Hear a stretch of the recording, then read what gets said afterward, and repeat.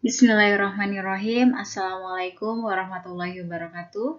Halo anak-anak, bagaimana nih kabarnya? Semoga semuanya sehat selalu ya, dan selalu dalam lindungan Allah Subhanahu wa Ta'ala. Amin, amin ya Rabbal 'Alamin.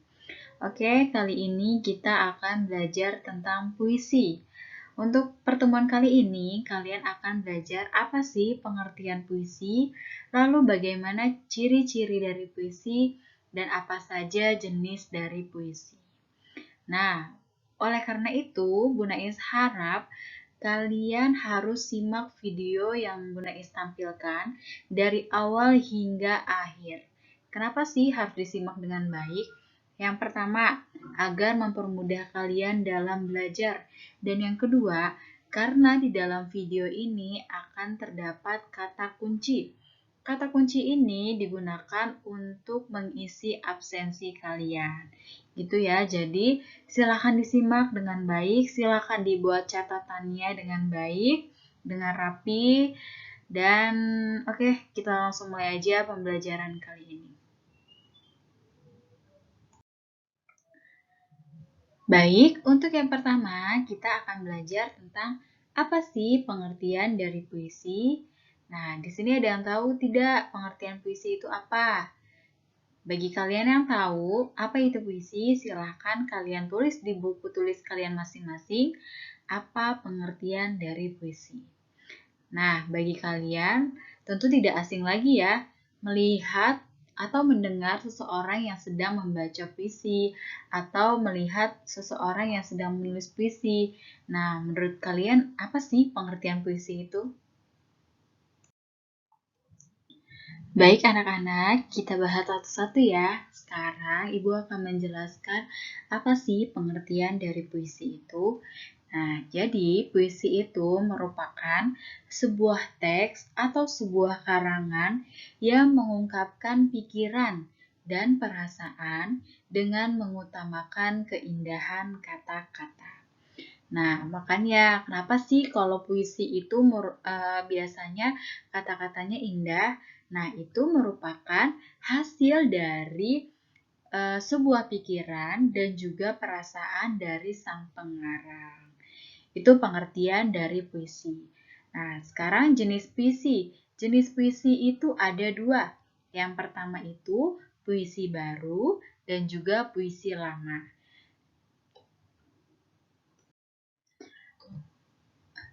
Oke, sekarang kita bahas satu-satu, dimulai dari puisi lama. Nah, puisi lama ini ada ciri-cirinya. Yang pertama itu nama pengarang puisi itu tidak diketahui atau anonim. Jadi, pada zaman dahulu itu puisi-puisi lamanya itu kita tidak tahu nih siapa sih pengarangnya karena pada zaman dahulu itu belum ada yang namanya buku tulis, jadi tidak dapat dituliskan.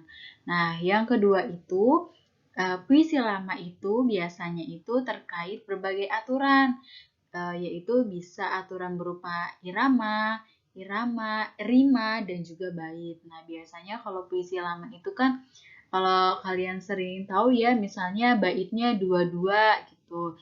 Nah, misalnya kayak contohnya Gurindam 12. Nah, Gurindam 12 itu dia baitnya itu dua-dua. Nah, Gurindam 12 pun termaksud contoh dari puisi lama.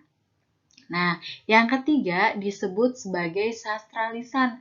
Kenapa sih Bu, kok disebutnya sebagai sastra lisan? Karena pada zaman dahulu itu belum ada yang namanya buku tulis. Jadi puisinya itu diungkapkannya itu dari mulut ke mulut. Nah, itulah yang disebut sebagai sastra lisan. Nah, selanjutnya yang keempat itu temanya itu tentang kerajaan dan juga fantasi. Jadi puisi-puisi lama itu biasanya isinya itu temanya itu tentang kerajaan gitu. Itu ya ciri-ciri dari puisi lama.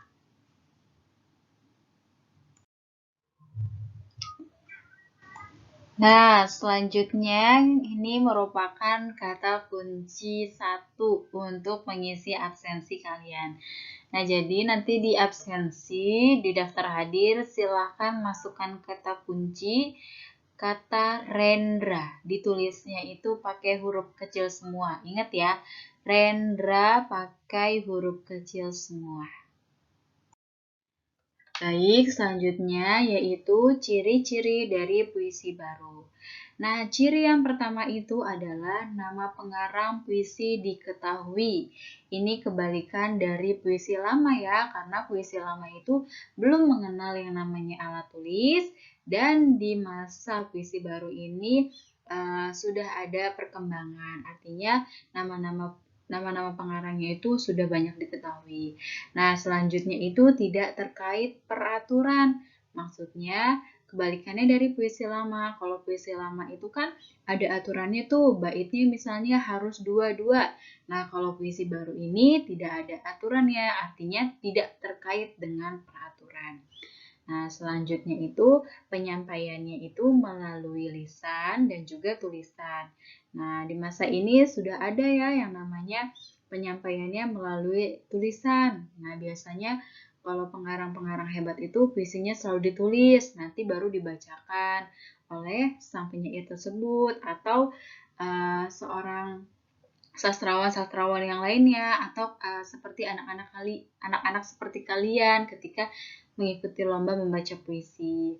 Nah, selanjutnya itu berisi tentang kehidupan. Artinya di sini temanya itu sudah bersifatnya umum. Kalau zaman dulu itu kan temanya itu kan tentang kerajaan. Nah, kalau di masa puisi baru ini sudah lebih umum. Artinya tema-temanya bisa tentang sebuah kehidupan, percintaan, gitu. Itu ya untuk ciri-ciri dari puisi baru. Baik, kita akan membahas jenis puisi lama. Puisi lama itu ada pantun, syair, mantra, talibun, seloka, gurindam, dan juga karmina. Kita bahas satu-satu. Yang pertama pantun. Pantun itu merupakan puisi lama yang sajaknya ABAB. Nah, baitnya itu biasanya dia terdiri 4 baris. Kalau baris yang pertama itu disebutnya sampiran, baris 1 2. Baris 3 dan 4 dia itu disebut dengan isi. Itu adalah pantun. Nah, yang kedua syair. Syair ini karya sastra lama yang berasal dari Arab. Nah, baitnya itu terdiri dari 4 baris. Nah, sajaknya itu biasanya belakangnya A.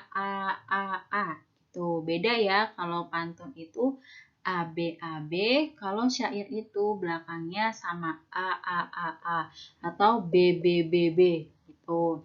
Nah, syair ini biasanya isinya itu tentang nasihat atau sebuah cerita. Nah, yang ketiga adalah mantra. Mantra ini merupakan ucapan-ucapan yang dinilai memiliki kekuatan gaib. Nah, kalau mantra kalian pasti nggak asing lagi dengan kata mantra itu. Nah, selanjutnya itu ada talibun. Talibun itu merupakan pantun genap yang di setiap baitnya itu terdiri dari 6, 8, atau 10 baris. Selanjutnya adalah seloka. Seloka ini merupakan puisi Melayu klasik yang berisi perumpamaan atau pepatah yang mengandung sindiran, ejekan, ataupun senda gurau.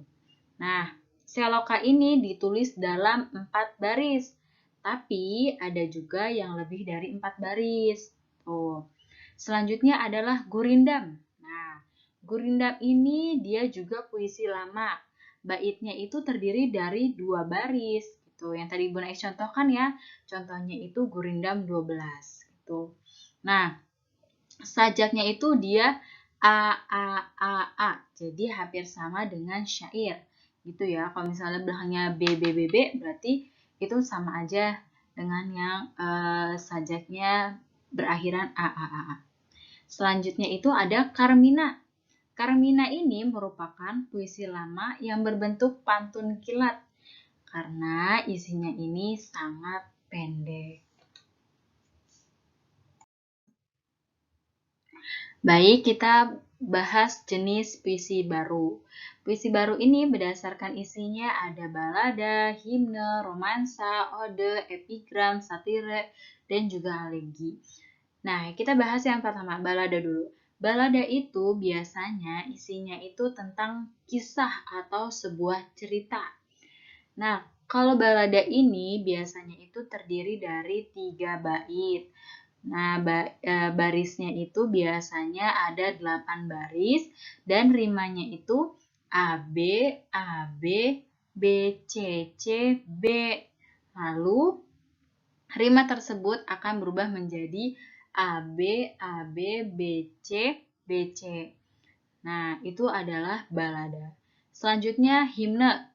Himne ini biasanya isinya itu tentang pemujaan terhadap Tuhan atau tentang tanah air dan juga pahlawan-pahlawan yang dianggap penting. Itu adalah himne. Selanjutnya romansa. Nah, romansa ini dia merupakan puisi yang berisi luapan perasaan seorang penyair tentang cinta. Nah, ini biasanya efek dari puisi ini, yaitu puisinya itu sifatnya romantis. Selanjutnya ada ode. Ode ini isinya itu tentang sanjungan untuk orang-orang yang berjasa atau seseorang yang dianggap berjasa. Selanjutnya ada epigram. Epigram ini puisinya itu tentang ajaran hidup dan juga tuntutan-tuntutan. Nah, selanjutnya itu ada satire. Satire ini merupakan puisi yang berisi kritikan dan juga sindiran-sindiran ditunjukkan untuk seseorang ataupun sesuatu. Selanjutnya itu yang terakhir itu ada alegi. Alegi ini merupakan puisi yang isinya tentang kesedihan dan juga berupa tangisan. Nah, itu adalah jenis-jenis dari puisi baru berdasarkan isinya. Oke anak-anak, semoga kalian masih tonton video ini ya. Nah, kita mulai kata kunci kedua. Kata kunci kedua itu adalah Putu Wijaya. Ingat tulisannya pakai huruf kecil semua. Putu spasi Wijaya. Oke, silakan kalian tulis di absensi atau di daftar hadir kalian. Jangan sampai salah ketik, oke? Oke, kita masuk ke puisi baru berdasarkan bentuknya. Yang pertama itu ada Distikon. Distikon ini merupakan puisi yang baitnya itu terdiri dari 2 baris. Nah, biasanya puisi ini juga disebut dengan puisi 2 seuntai. Yang kedua itu ada terzina. Terzina adalah puisi yang tiap baitnya itu terdiri dari 3 bait. 3 baris, maaf ya. Dan puisi ini disebutnya itu puisi 3 seuntai. Selanjutnya ada kuatrain. Kuatrain ini puisi yang tiap baitnya itu terdiri dari 4 baris. Selanjutnya ada puisi queen. Puisi queen ini puisinya itu baitnya itu terdiri dari 5 baris. Nah, biasanya disebut dengan puisi 5 seuntai. Selanjutnya itu ada puisi sektet. Puisi sektet ini puisi yang tiap baitnya terdiri dari 6 baris.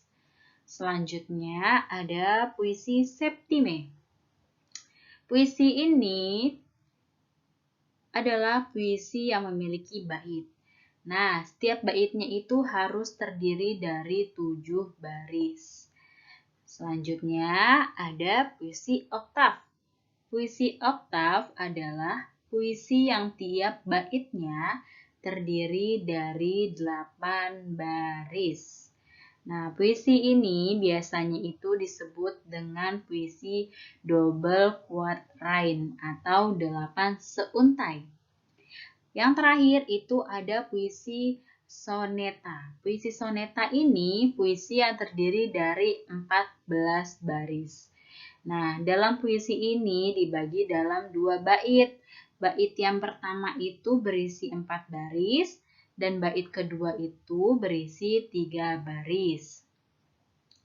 Nah, ini merupakan jenis puisi baru berdasarkan bentuknya. Oke, semoga penjelasan Ibu tadi mudah dipahami oleh kalian. Ya, jangan lupa dibuat catatannya, oke? Semoga kalian masih semangat belajar dari rumahnya. Ibu rasa Ibu cukupkan untuk pertemuan kali ini. Kurang lebihnya mohon maaf. Wassalamualaikum warahmatullahi wabarakatuh. Tetap semangat ya anak-anak ya. Jangan lupa 3M-nya diterapkan. Oke? Menggunakan masker, mencuci tangan, dan juga menjaga jarak. Semoga kalian sehat selalu. Amin, amin, ya rabbal alamin.